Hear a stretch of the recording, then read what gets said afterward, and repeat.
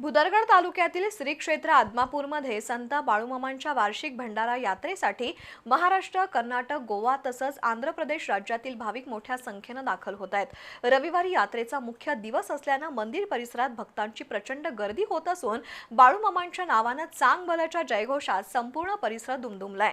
मंदिर परिसरात स्वच्छता राखावी असं आवाहन प्रांताधिकारी हरेश सूळ यांनी केलंय। श्री क्षेत्र आदमापूर इथं संत बाळूमामांच्या भंडारा यात्रेला सुरुवात झाली आहे। त्यामुळे मंदिर परिसर भक्तांनी फुलून गेलाय। यात्रेनिमित्त येणाऱ्या भाविकांना संत बाळूमामांचं सुलभ दर्शन व्हावं यासाठी मंदिर प्रशासन आणि महसूल प्रशासनाच्या वतीनं विशेष नियोजन करण्यात आलंय।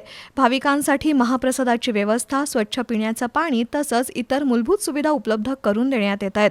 यात्रेच्या काळात हजारो भाविक मंदिरात येत असल्यानं दर्शन व्यवस्थापनासाठी स्वयंसेवक आणि ट्रस्टचे पदाधिकारी कार्यरत आहेत।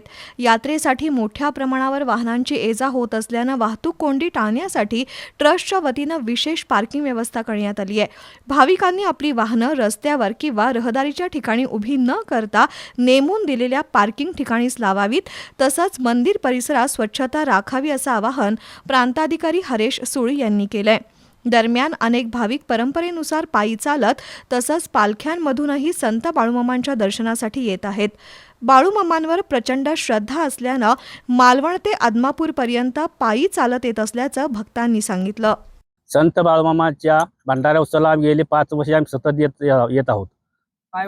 पायवारी दिंडी मालवण ते आदमापूर 40 ते 50 माणसे वर्षाला असतात।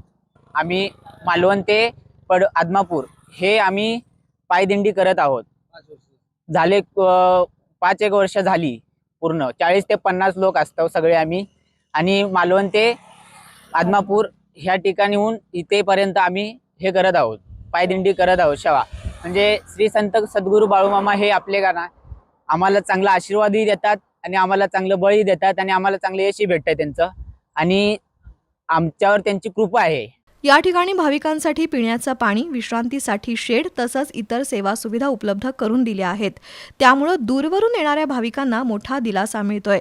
यात्रेच्या पार्श्वभूमीवर मंदिर प्रशासन, ट्रस्टचे पदाधिकारी आणि स्वयंसेवक यात्रेचं नियोजन सुरळीत पार पाडण्यासाठी सज्ज झाले असून भाविकांच्या सेवेसाठी विविध सोयीसुविधा निर्माण केल्या आहेत।